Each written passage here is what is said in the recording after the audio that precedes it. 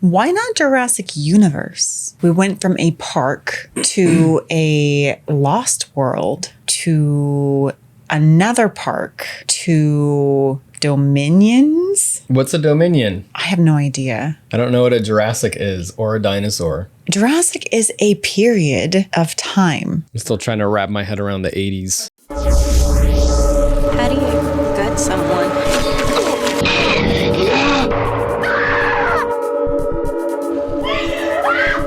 Always trust my gut.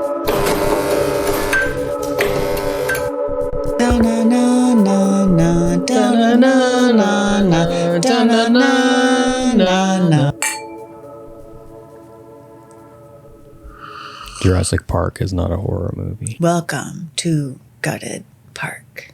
I just want you to know, I think I figured out. I know what you did last summer. I don't think it's that hard to figure out. Do you think you figured it out? I don't think I care to figure out, to be honest. Oh, man. Yeah. The only reason why I Know What You Did Last Summer is for nostalgia. I don't think I like it. I don't think it was a movie when it came out. I didn't like it. I liked it. Teen drama, right? So it's fun for that. It was actually the first horror movie that I saw in a theater with a friend, 7th or 8th grade. When Scream came out, I don't think I liked it. When Scream came out, I wasn't allowed to see it, but I loved it. I wasn't a huge fan of all of the teen horror movies. I thought they were them. weak. They were a perfect metaphor for my inner anguish at the time. There's no way I could read like, deeply into anything at that time. There's so many feelings and they're stabbing one another in the gut. And I got a letter. I wish I got a letter. I wrote myself letters called a diary. I had a lot of feelings in that diary. I had no feelings. None. None? I think I'm a fucking sociopath.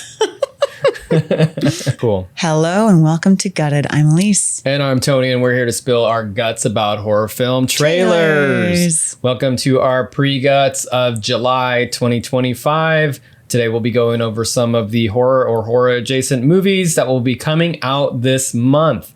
And Aleece, the month of July has been big for horror in the last couple of years. In 2023, Talk to Me. And last year, we had MaXXXine, Long Legs, and Oddity. Yeah, that was a big month. 3 heavy hitters in July. I don't know if we're going to get quite the caliber of heavy hitters this year, but yeah, I could be wrong. Are you just judging off of the list that we put together of what we're going to be covering today? Yeah, I've watched the trailers already, and I'm like, I don't know.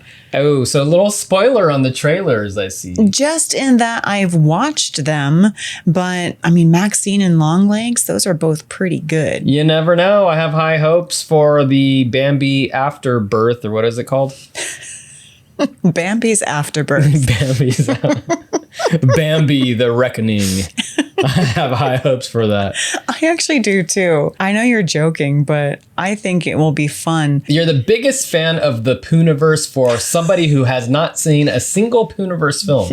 What can I say? I like poo. Yeah. I like movies that are generally possibly shitty. It's low commitment. It is. Yeah. It's very comforting going into a movie knowing that it's not going to be that good. You don't have to stress as much. Yeah, there's no hype. There's no expectations. You can nothing. just go in it and get lost in the aimlessness, the asinine scenarios. I like that. And sometimes you're surprised, like in Screamboat. I think that's why I save movies that I think are going to be quote unquote good. In one of our previous Guess the Ending episodes, I was saying how I save movies if I think they're going to be good. If I come across it and I'm like, ooh, this looks like it's going to be good, then I will purposely not watch it for a long time because I just don't feel ready. They didn't sneak by me. I just felt like I wasn't ready. But something like Bambi Rebirth or Afterbirth, Bambi Reckoning, that's one that I feel comfortable watching anytime. Getting into our first trailer that is arguably not a horror film, but I play fast and loose with my definition of horror. And if you can't guess by my shirt, it's... If you can't read her shirt because you're listening. Her shirt says Jurassic Park. Jurassic Park. I love Jurassic Park. And I do argue that Jurassic Park from 1993 is a horror film. Lots of scary cat and mouse chases, people getting ripped apart. It's no more or less a horror film than Jaws. Jaws is a horror film. So if you consider Jaws a horror film, then And I do. you must consider Jurassic Park a horror film. And I do. Maybe some of the later ones are more actiony, and Jurassic World Rebirth might be a bit actiony, but you never know. We will be reviewing the trailer first for Jurassic World Rebirth, directed by Gareth Edwards, who did Rogue One and 2014's Godzilla, written by David Koepp, who wrote the original Jurassic Park and most recently Presence. It is starring Scarlett Johansson from Jojo Rabbit, and Tony wants to mention Eight-Legged Freaks. I don't remember her character from that. Nor do I. Also starring Jonathan Bailey from Wicked, Bridgerton, and Broadchurch. Good show. And two-time Oscar winner Mahershala Ali from Moonlight and Green Book. It sounds like they have a budget. Let's check out the trailer for Jurassic World Rebirth. These dinosaurs were too dangerous for the original park. Please don't say they're raptors. They're raptors. The worst of the worst were left here. Come on! Duncan!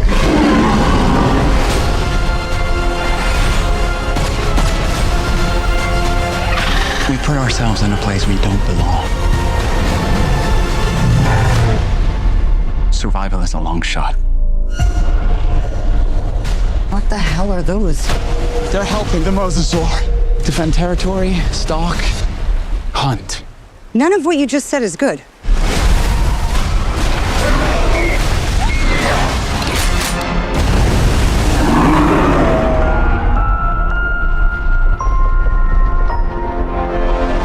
Wow. Okay, that was Jurassic World Rebirth. Aleece, what's going on in that trailer? That was actually the first time that I had seen that trailer. I realized a bunch of like fake trailers with like, what's that guy's name? Chuck GPT? Chuck GPT What's with the Charles Barkley? Yeah. Is he in it? No, but when like during like playoff season, they had like some basketball player like really giant walking through and ScarJo looking all scared. Damn, I was waiting for that to happen in the movie. I was too. But I realized that's the only trailer that I've actually seen. The fake out basketball player trailer. I think we've seen some teasers. I've seen some teasers. That was definitely the longest. So some like nerdy dude from Broadchurch shows up and he's like, I need to get blood samples from the world's biggest dinosaurs in order to cure this, I don't know, cancer or something. And he tells ScarJo, who is like an expert hunter, like, I need you to take me to this island that has dinosaurs so I can get samples and cure cancer. She's like, okay. But then I have to get my buddy Mahershala because he's going to help me on this expedition. So we have the master local, the master weapons person, and then the scientist. The nerdy scientist. It reminds me of Anaconda mixed with Congo mixed with Jurassic Park. All those movies. Yeah. So Mahershala and ScarJo and Bridgerton guy, Jonathan Bailey, they all go to the island, the original research facility for the dinosaurs in Jurassic Park. And they're like, we got to get the biggest dinosaurs, or we got to like get samples from their eggs. We all know what happens when you take eggs from a dinosaur, aka Billy in Jurassic Park 3. When he stole the dinosaurs' eggs, they were all mad at him and went after him the entire time. So I think that's going to happen. Someone's going to take an egg and they're going to piss off the dinosaurs. At one point, they end up on a boat. The nerdy guy's like, just so you know, all the water dinosaurs are just as scary. We haven't seen a lot of them in these previous movies, but these ones are skilled hunters. And ScarJo's like, that doesn't sound good. And then boom, up from behind, Mosasaurus tries to chomp her. Okay, so I can add Deep Blue Sea to my reminds me of movie list. Yes. So it does seem like a Deep Blue Sea moment. I don't think she's going to get chomped at that moment, but behind her aerial shot, you see Mosasaurus swimming all gracefully like a giant humpback whale and all the Spinosauruses around him. I'm like, oh, I didn't know that Spinosauruses collaborated with Mosasauruses. That's cool. So I feel like it's going to be educational about dinosaurs.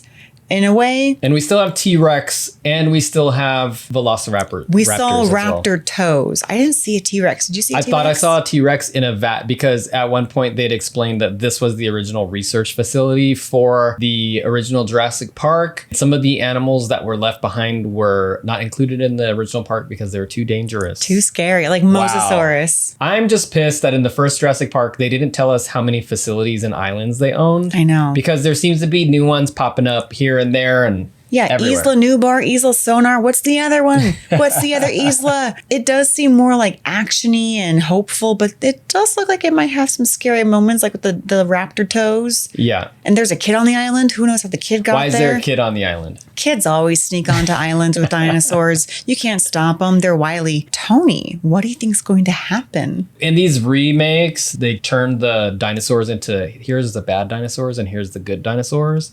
Like at one point in one of the sequels, a T-Rex saves them from like a hybrid T-Rex or something like that. Well, in the first one, T-Rex actually does save Alan Grant, Ellie Sattler, and the two kids from the Velociraptors. And another one, yeah, it's like Mosasaurus, I think does make a brief appearance in part 4. And eats a T-Rex or Eats a something like that. T-Rex. And then you have Blue, the friendly Velociraptor. The friendly raptor that can be trained.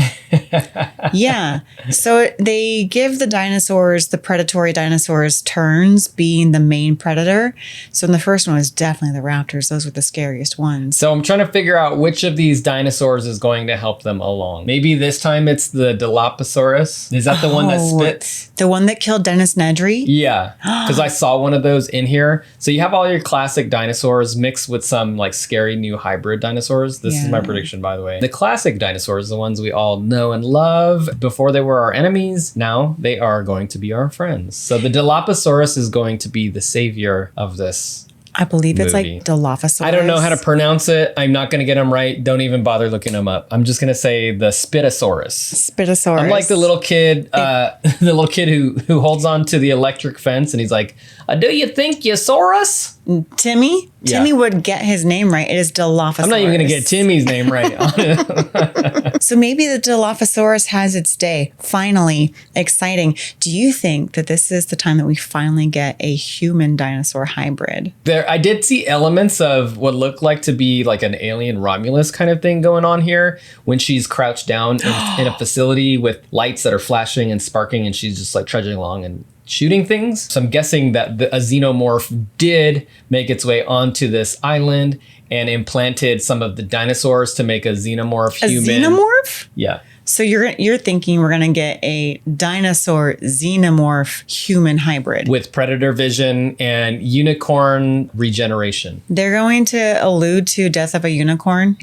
They're pulling out all the stops, baby. They're going to allude to everything. All the creature features. So as far as serious predictions, it's like, okay, it seems like a similar story to what we saw in, maybe it was the third one, where they have to go and retrieve an egg or something. Yes, that's the one with Billy. He steals the raptor eggs. Yeah, so it's like they have to go and they have to complete a mission, which is to take the sample of an egg with the hopes of curing cancer. Actually, the plot of this seems a lot like Congo to me, the movie Congo, where it's like this group of scientists along with a group of sort of locals and mercenaries are going to get a diamond for a corporate entity to make them rich. These scientists think that they're going for a good reason, like we're going to cure cancer, or, whatever it is. They're going to learn on their journey that nature finds a way. No, not that nature finds a way, that the corporate big dinosaur tech, they're not in it for philanthropistic reasons. I don't know if that's a word. Big tech dino. They are in it for profit. They are in it for self-serving reasons. And they're sending off these people to go retrieve the thing so that they can make money. Yeah. And then they're going to realize like, oh, shoot, they just want money. So then they're going to take the egg and they're going to throw it off a cliff. Like, did you get the diamond moment? Did you get the diamond? Yeah. It seems eerily similar to Congo. Scarlett Johansson is going to pop the egg, the dino egg, into like some sort of gun. And at the end, she's going to just like blast it? Yeah, dino yoke all of the different dinos. Some of them are willingly going to jump into lava. Like no one's pushing them. The earthquake didn't shake them in. They're just some dinosaurs that are in some really bad costumes and they just jump into the lava. So if you've seen Congo, you know exactly what Tony is talking about. My prediction is that I'm going to go watch Congo Congo. It's Congo. Cool. I kind of want to predict that ScarJo has some dino DNA in her. Whoa. Okay, that's... I didn't know we were going straight to Whopper predictions. That's my Whopper. She takes off her shoe and boom, she has a raptor claw. That's her foot. That's her foot walking along. Yeah, I think that would be interesting. I mean, I don't really think that's going to happen, but I want to guess, like 22% of me wants to guess that is actually accurate. You have this thought that this is the year for humans and the aliens to make hybrid creatures. We're going to get like a human. This is human creature hybrid year. Also, I'm going to guess it's going to be scarier than people think it will be. The last few have not been scary. And I think this one wants to get back to the original two and actually make them a little bit scarier. Okay, I like that. And kids these days can handle it. Kids are younger and younger watching crazy shit. They love serial killers. Yeah. I'm kind of afraid of these young kids. They don't need to hide. They don't need to go to their friend's house or their cousin's house to watch it. Parents are like, here, buckle up, kids. Should we check out the poster for Jurassic World Rebirth? Going along with the theme that you have just described, it definitely looks like it's going to be scarier. Even the main dinosaur looks like some sort of hideous alien monster. That's a claw? Ooh, that is scary. What are those dinosaurs with the hard heads and they butt heads? The butt head dinosaurs? The butt head dinosaurs. Yeah, those are scary. This is going to be like the Devil's Rejects dinosaurs. I thought out of the last three, the coolest hybrid dinosaur was that one that was like a hybrid between a velociraptor and a T-Rex, and it could do camouflage.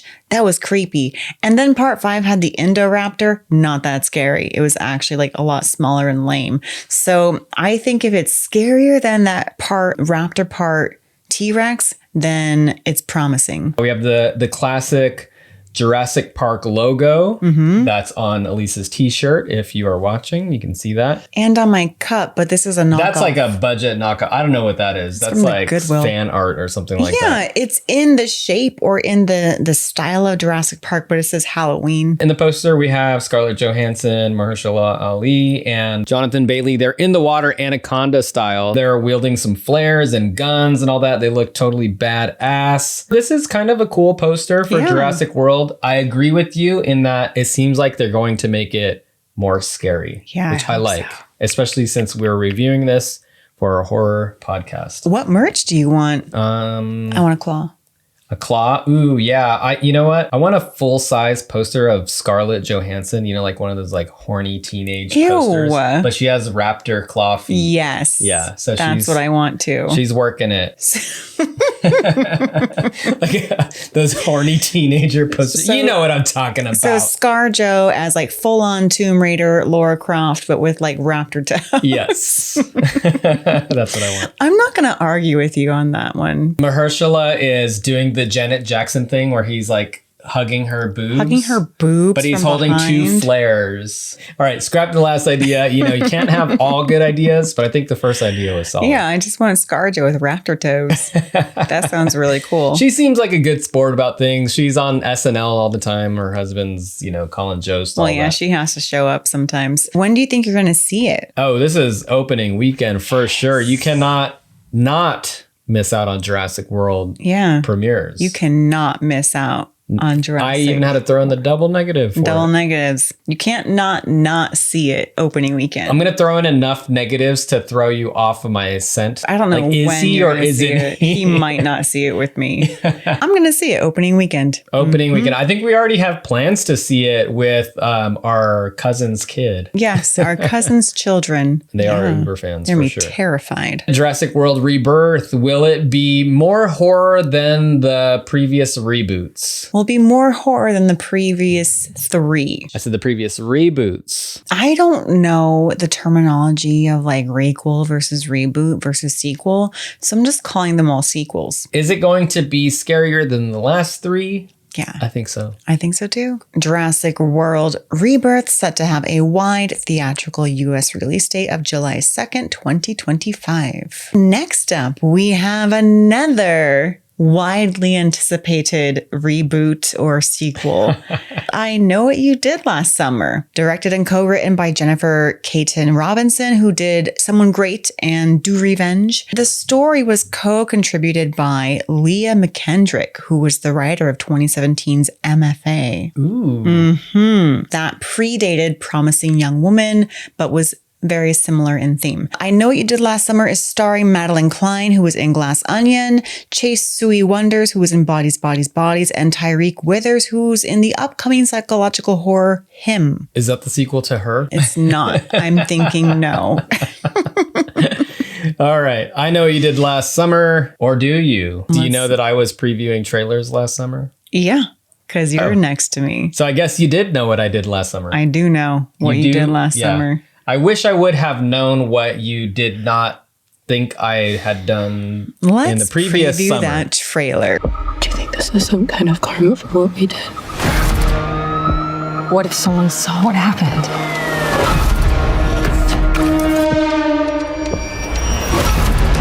You need to handle this. This isn't the first time there's been violence like this in Southport. It's not going to stop.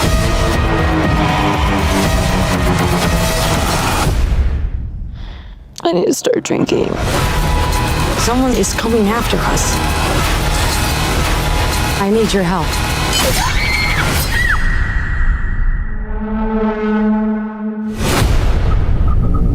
I just have one question. What did you do last summer?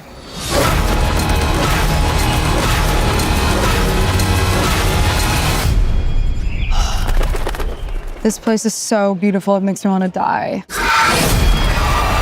Makes me want to die. Poor choice of words. Tony, what happened in that trailer? Oh. Sorry, I'm reviewing my own podcast We right just now. love this podcast that we found called Gutted. Yeah, I just have it on autoplay. It's playing 24/7. Get more views. Tony, what happened in that trailer? Well, here's the thing. I thought that I Always Know What You Did Last Summer was going to be the last film. I was not expecting a reboot requel. This is, you were saying you didn't know what a requel reboot thing was. This is a requel where it's a reboot because it has the same name and it's basically the same exact movie as the original, It's just a sequel. updated. It's a sequel, and but it's a they were sequel. too lazy to make a fun name. I know they had so many opportunities, like what I just suggested. Yeah, that was gold. Yeah. Obviously. Easily could have been the name. Okay, so what's going on? Okay, some hot young teens in the town of Southport, and they are taking blood baths. They are eating dinner in the kitchen. I don't know what they're doing. They are in college. They're driving around, texting, drunk, whatever. They are bumping into these other old ass fools who look like they're past their prime. Are you talking about Freddie Prinze and Jennifer Love Hewitt? Yeah. Because how dare you? They look great. They do look great. I'm just being, according to like the young people, they probably see like, ew, who are these old people? You're just assuming they're thinking that. They're probably thinking they look great. Yeah, these people, they did something wrong. A group of teenagers, they're all in a car and they did something. I mean, we all know what that is. We all saw the movie. And unless they change something, they start receiving these letters from a mysterious person. I know what you did last summer. They start writing "You're next" in the steam, or like, Really? I know, something like, I don't know. They're writing something in the shower.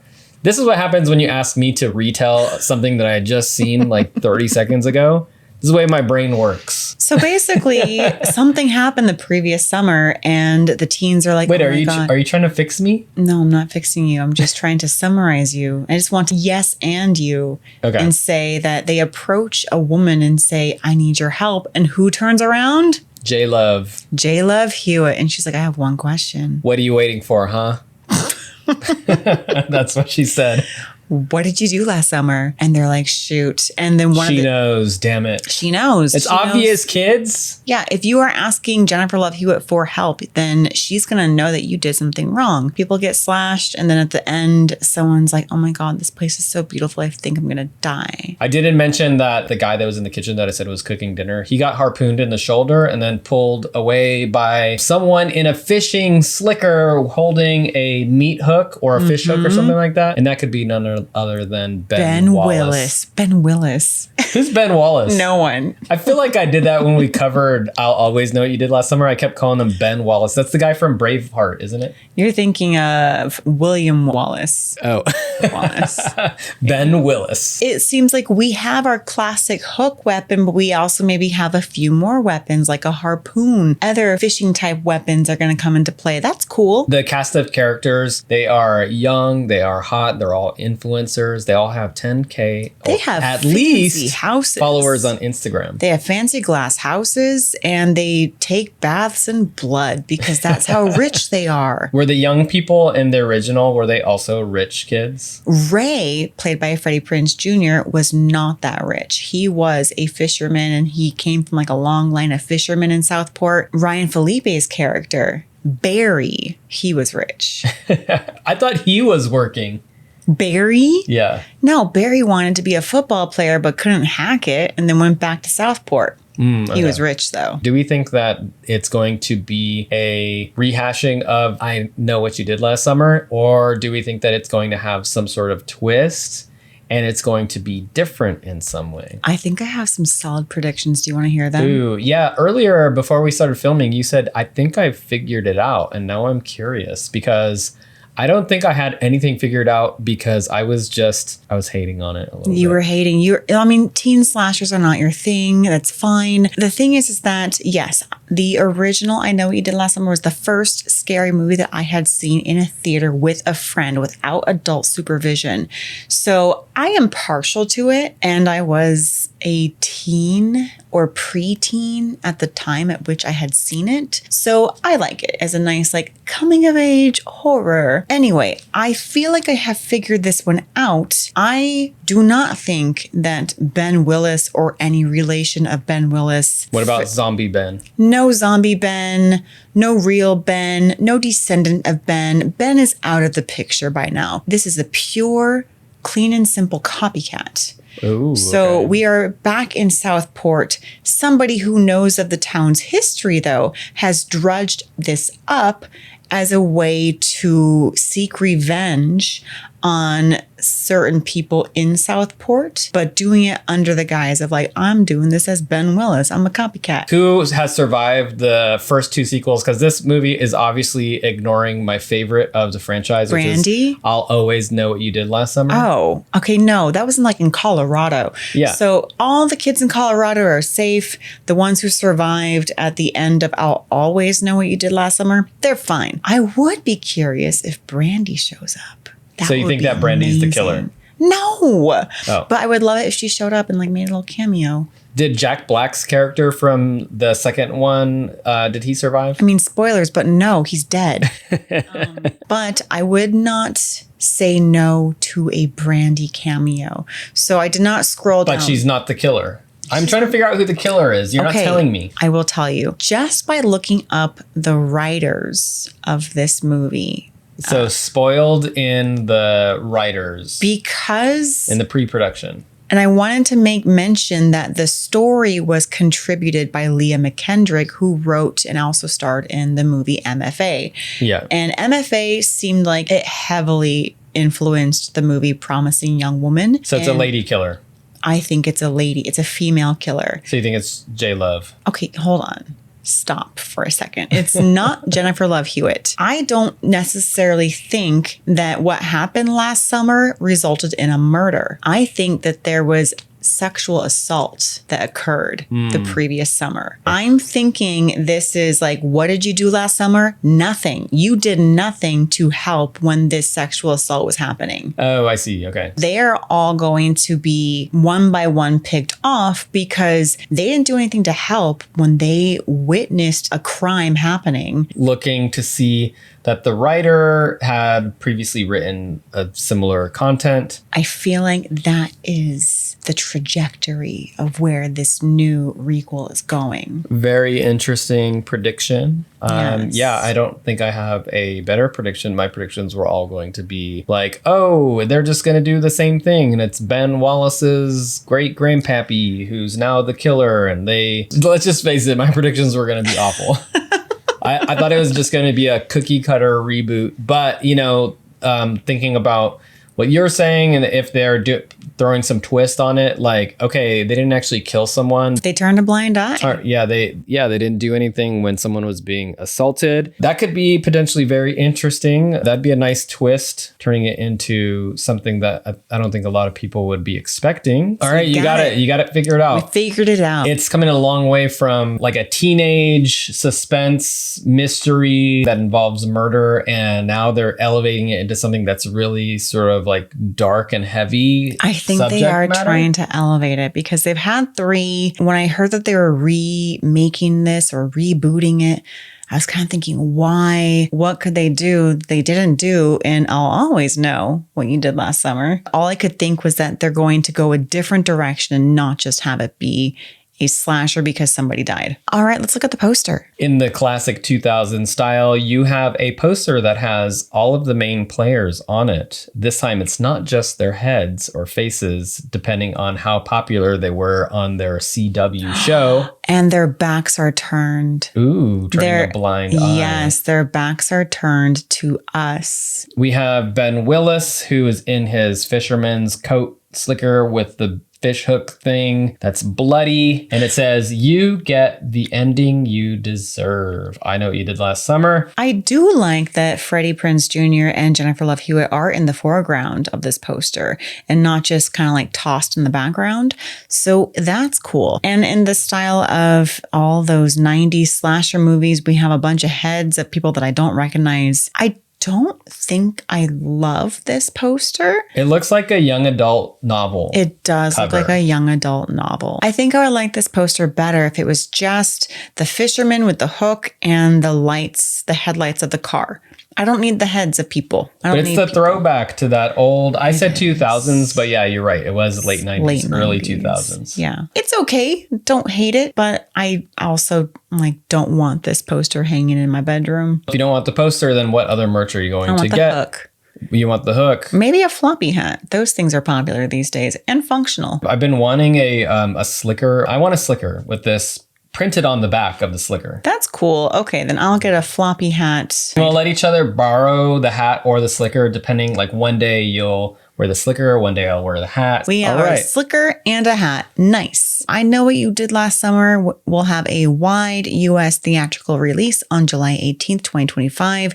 Tony, when are you likely to see this? This will be in theaters eventually for me. I'm not super excited. This is a movie that I have kind of come to like for nostalgia reasons. With you, like I like watching it more so than when it came out. For me, it's an in theaters eventually. I'm gonna go see it opening weekend because I don't want it to be spoiled for me.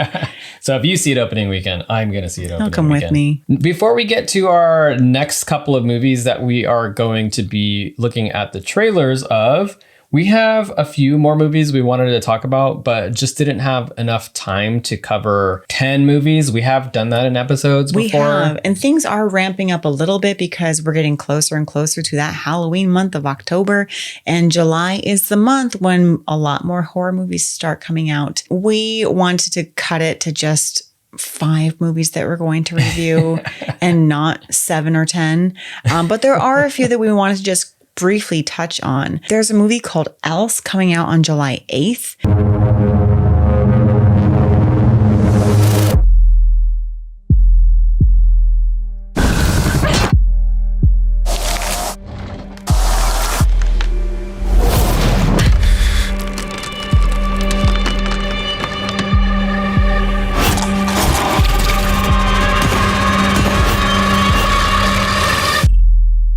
It's a feature debut from French director Thibault Emin, based off of a short from 2007 of the same title, and it debuted at the Toronto International Film Festival in 2024. It looks very similar to the movie Together. There's this tagline, "Would you merge for love?" Yeah, would you merge for love? Yeah. It does seem like a body horror type of movie with a lot of nice visuals and reds and blood and guts. The key aspect of this film are its use of visuals. visuals and creating these really striking visuals. So for that reason, it looks really good. Honestly, I'd be down to see that. It does look really good. Next, Bambi: The Reckoning will have a limited release on July 25th. The plan is to draw it out of the shadows. You're bringing it here. It's perfectly safe.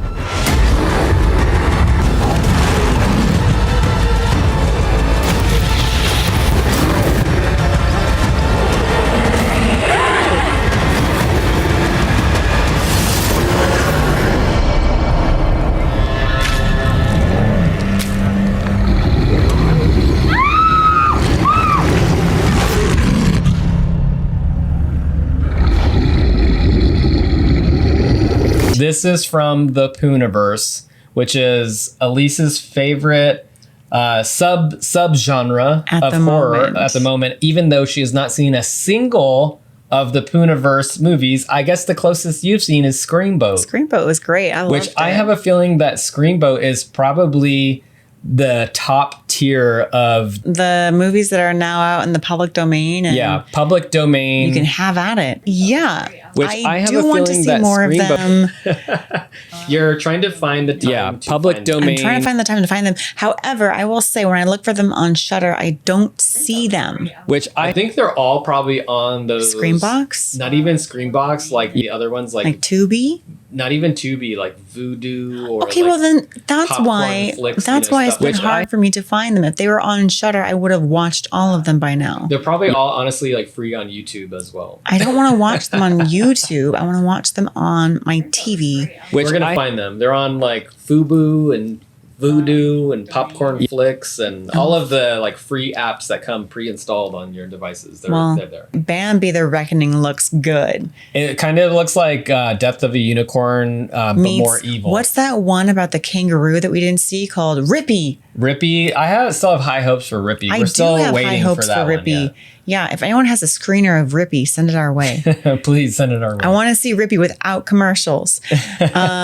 Anyway, those are the little shout outs that we aren't going to review fully, but hey, check them out. Back to our trailer reviews. The next one is called The Home, and this is directed and co-written by James DeMonico, who is the writer-director of The Purge. And this is starring the one and only Pete Davidson from Saturday Night Live, right? And from Bodies, Bodies, Bodies. We loved him in that. And John Glover from Gremlins 2, The New Batch. The New Batch. Was he in something else? Or you've been rewatching all the seasons of Fear the Walking Dead. John Glover is actually in one of the seasons. Oh, okay. Then I know who you're talking about. Okay. Yeah. Should we check out that trailer? Let's check out that trailer. There's something very wrong with this place. Something terribly wrong.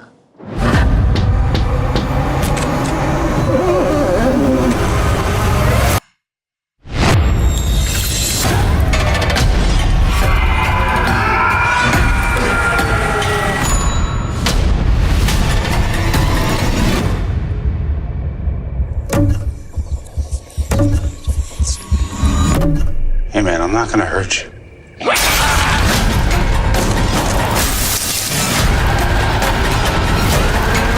It's time to play by the rules. What is going on?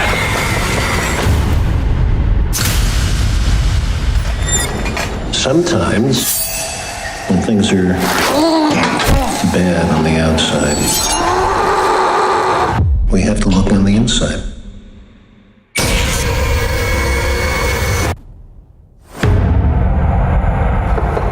That was The Home. Aleece, what's going on in that trailer?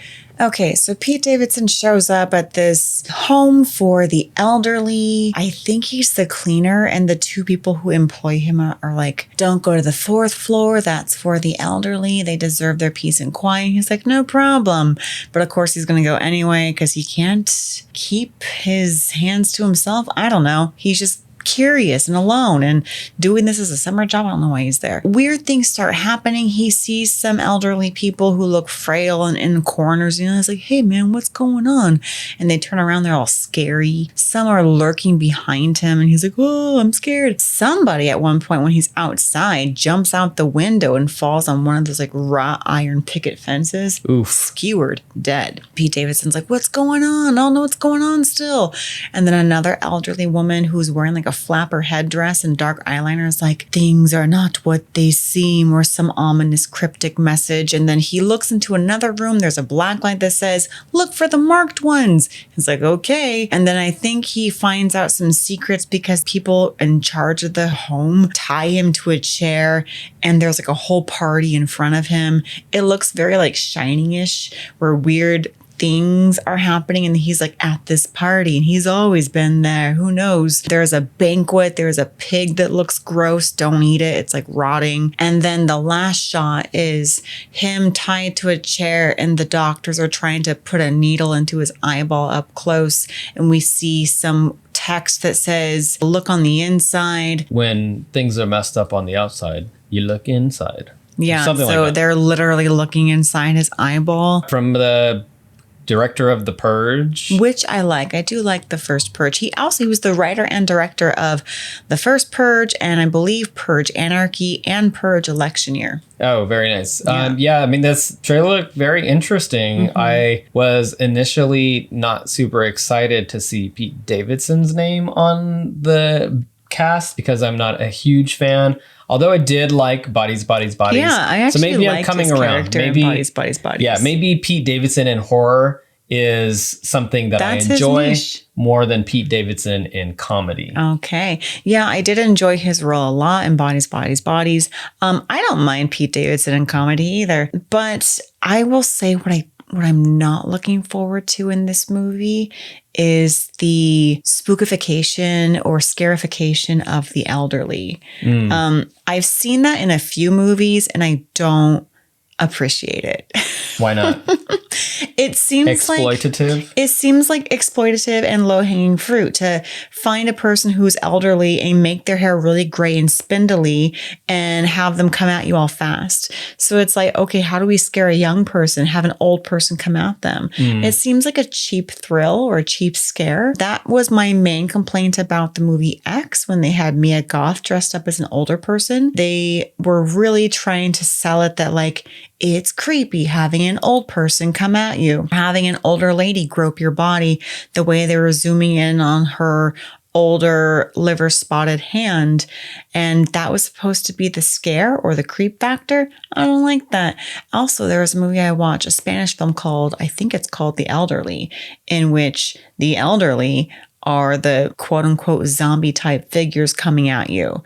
And they're going after all the young people, all like the beautiful, flawless skinned young people. I don't think I like that as a scare tactic. In the later shots of this trailer, it appears as if the elderly group are actually tricking Pete Davidson, and it seems like there's more of like a Rosemary's Baby kind of thing going on. Maybe they have more agency and maybe there's more to it than they are just scary. I'm going to guess, and this is going into predictions, that it's going to take like a skeleton key kind of an angle, and they hire a young person every so often to be their cleaner, quote unquote, and they're really just hiring this young person to like take their body and do like a body swap thing. So it's a body swap thing. I'm thinking it's going to be like a body swap type of movie. I don't think that it's a good idea to exploit the elderly as a group of people who are inherently scary. However, I do think that horror is a genre that goes to different places and different groups of people and makes them scary for different reasons.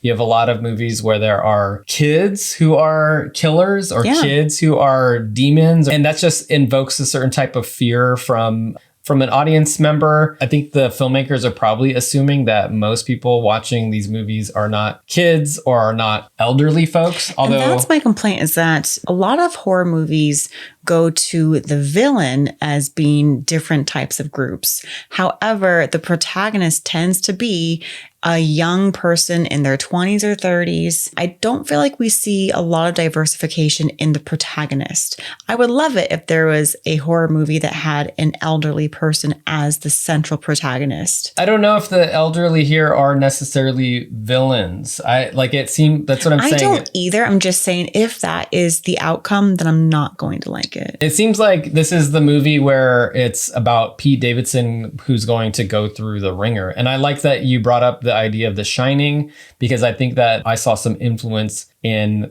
that movie. We'll see if it is exploitative or not exploitative. Yeah. Let's look at that poster. We have a needle that is going into the eye of Pete Davidson, as we saw in the trailer. It's all red. It says the home. Evil never gets old. From the tagline there on the poster makes me think that your prediction of these elderly folks are using young people as a way to keep themselves young, that is probably going to be what happens.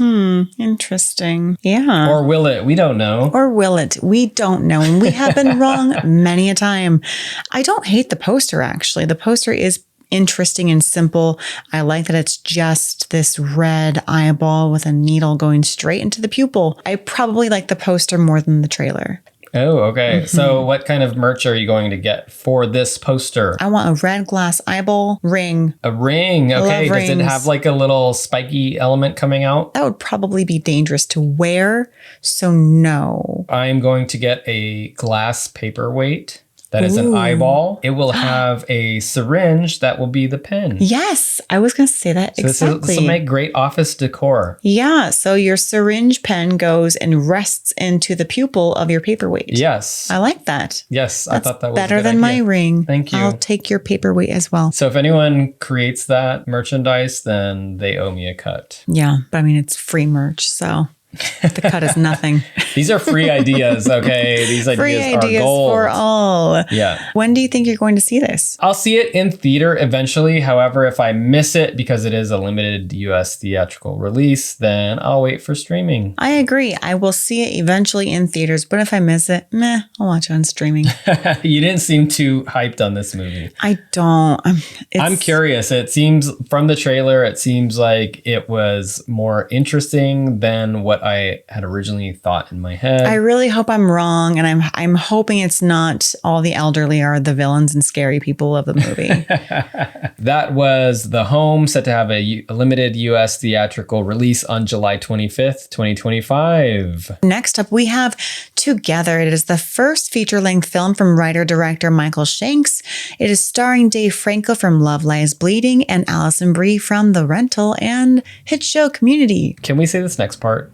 What's the next part? Can we say it together? All right. Let's check out that trailer. All right. Let's check out that trailer for Together. You know, this could be the beginning You roll over, you're on my hair. of something wonderful. Tim. We spend our lives in search of the other half. If you think you found that, don't be so quick to let it go. I think something's happening to us. Listen to me. Listen to me. We've got to get out of here.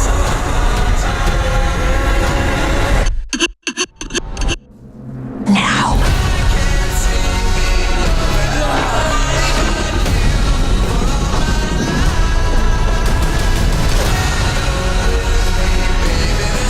It's gonna be okay. It's gonna be okay. Billy, wake up. You'll be okay.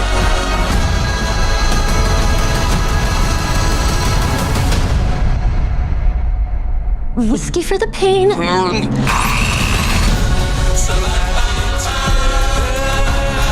All right. That was the trailer for Together. Aleece, what's going on in that trailer? A lot of quick cuts to a snappy little tune. Happy Together by the Turtles. By the Turtles. Why did you emphasize the Turtles? Because we used to sing that song during karaoke together. Yes. So I was thinking of us being together singing that song during karaoke. And I was like, oh, wow, this actually makes a lot of sense. It's a great movie about codependency, being together for better or worse. Anyway, so Alison Brie and Dave Franco's characters obviously have some codependency issues, and they go see a therapist about it. They're like, hey, therapist, we like each other too much. Maybe we're obsessed. Who knows? We're going to go in this cabin in the woods and try to not be so codependent. I feel like that's a bad idea. Is that what they were trying to do? I don't know, but they seem kind of like drugged out on one another. Alison Brie's hair is all long and stringy, and she's pale and sweating, and she's trying to stay in a different room than him. And he's like, I love you, and my eyelashes are growing into your eyelashes, and my lips are growing into your lips, and it's gross. There's a couple of dogs. There's two dogs looking at each other in the middle of the woods. Like, what's that about? Is that a metaphor for something else? Maybe it's like we are animals and we have like a basic need to be monogamous. But in the word monogamy, you have the prefix mono, which means one. So we're just going to be one. So is this movie going to be a case for why you should become a swinger? Like if you were a swinger, then you wouldn't have this problem about being so codependent on one other person. Yeah. Yeah, maybe so. To like stop trying to be so monogamous, be polygamous. Polygamous? Polygamous? Polygamous is like if you have multiple wives. Not necessarily wives, though. Poly just means multiple. Anyway. Well, is this about monogamy? Is this about polygamy? Is this or about linguistics? Being a swinger? Or is it about people who are codependent on each other? I think that's really what it's about. I think that's what it's about. At one point in the trailer, I saw that she finds a tape that has like some cult thing on it, like some sort of ritual. Some polygamy going on. Yeah, at some point they go spelunking. That's a fun thing to do as a couple. Go spelunking into the Earth's hole. A lot of cool images and body horror. And it ends with Alison Brie like trying to shovel some whiskey down Dave Franco's throat, saying, take some whiskey for the pain. I'm going to get this ham slicer or electrified meat cutter. I think that was a Sawzall. It's a Sawzall? Okay, so she grabs a Sawzall. Excuse me, a reciprocating saw. What? That's the technical term. Ooh, is it really called a reciprocating saw? Yeah, because it moves like this, like back and forth. I like the word reciprocating in the context of this film. You don't like Sawzall? I mean, I like Sawzall. That sounds cool. But when you say the word reciprocating, it makes me think of this film and how everything is happening together as one. It's reciprocal. Anyway, so I think it's a very symbolic tool that they're using at this moment to saw their arms off or whatever. Yeah, because they're stuck together. I mean, can a Sawzall like cut bone? It saws all. I don't feel like body horror is one of my top 5 subgenres of horror. However, Don't listen to this, David Cronenberg. Oh, Mr. Cronenberg. I love David Cronenberg movies. However, I don't feel like body horror is in my top 5 of subgenres of horror. I do love, though, a good self-mutilation scene. Okay. Because it involves a lot of screaming. And it's like you're doing it to yourself. So it's like you can't blame anyone but yourself for doing this.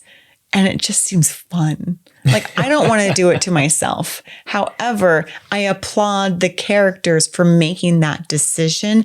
And it's so chaotic and frenzied that I just can't help but laugh. And it tends to be a really fun scene for me. So you think this is going to be more of like a comedy? No, it's not going to be funny. But I'm going to have that nice, like, cathartic, uncomfortable laugh moment. And I love those in movies. Yeah. Where I get to cathartically laugh at the insanity of what's happening on screen. Do you think that they are going to fully merge together? In the end, they cannot escape their codependency? Or do you think they're going to be able to break off and do their own thing?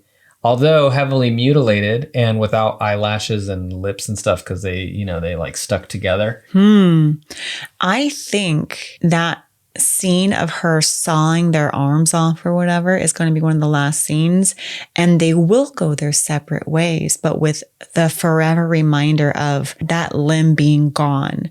Like when you break up with somebody, there is a piece of you that is just feels gone. Do you think that codependency has to end in breaking up? It can't be repaired? They can't still be together but be more independent versions of themselves? I think it's going to be a symbolic relationship. Any long-term relationship, a part of you grows together as that couple. You've developed as a couple, and when you break up, there's a piece of you that is just always missing. That piece was what formed from that relationship. Spoiler, Tony and I broke up at one point.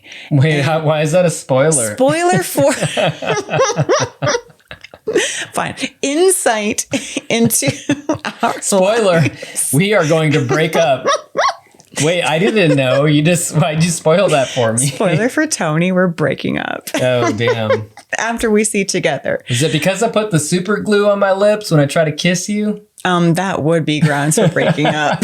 Okay, so at one point, Tony and I did break up, and I was like, oh my gosh, we were like potatoes that like our roots were like next to each other and they grew together. We saw this one light hole because potatoes, the roots will grow towards the light. Anyway, I did a science project in elementary school about this, and that's what I was thinking of when we broke up. I was thinking of these potatoes and how when we broke up, we had to sever those roots that had grown together and then like form new roots. Anyway, that's what I was picturing. That was my symbol for a relationship. Two potatoes with roots growing together.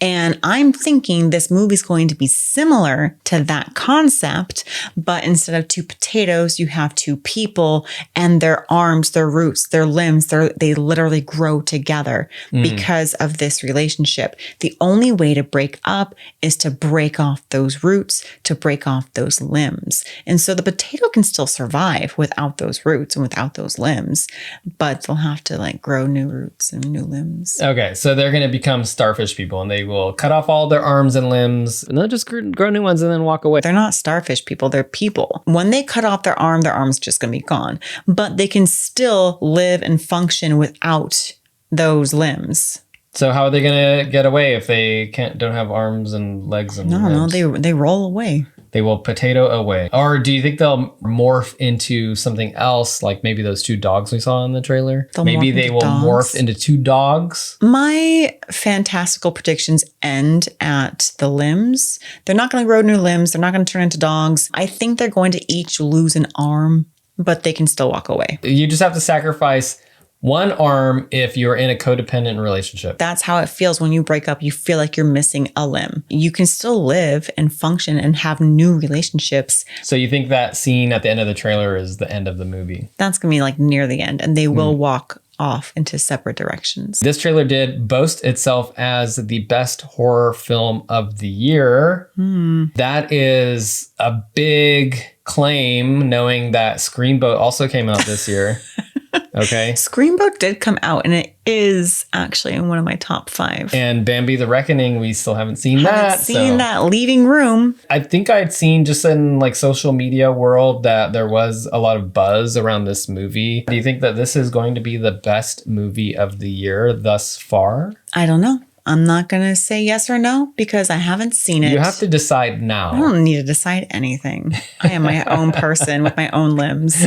When do you think you're going to see this? It seems like a very interesting movie. I think that it will be a fun watch. However, I don't know if I'm really totally sold on this movie. Together seems more of like one of those acting exercises where it's like a 2-person play and the couple is going through all of this really serious and heavy stuff, and I don't know if like I don't know if and they're doing the Meisner exercise, and they're just they're doing breathing exercises, and they're like miming each other. There were some good breathing exercises in this from Alison Brie. I love Alison Brie. I don't know if I can say I love Dave Franco, but I love Love Lies Bleeding. He was great in Love Lies Bleeding. Great asshole. Oh, we forgot to look at the poster. Okay, 2 people who are eyeball to eyeball and their eyelashes are fusing together. They're so close that their eyeballs are fused together. The poster also says the best horror film of the year. Very boastful. We have another eyeball poster similar to The Home. Tony, what kind of merch do you want from this poster? You can't get a paperweight. You already have one. Maybe a lamp Maybe I'll get a lamp. For some reason, lamp came to me, so that's what I'm going to go with. Does this almost look vaginal to you? Yeah, a little bit. I just was thinking about like, wow, those eyeballs are very close to each other. Yeah. Like if either one of them had astigmatism, then one of them does a little bit. Their eyes should be touching. I do really like the poster. The poster is kind of cool. It's unsettling and eye-catching.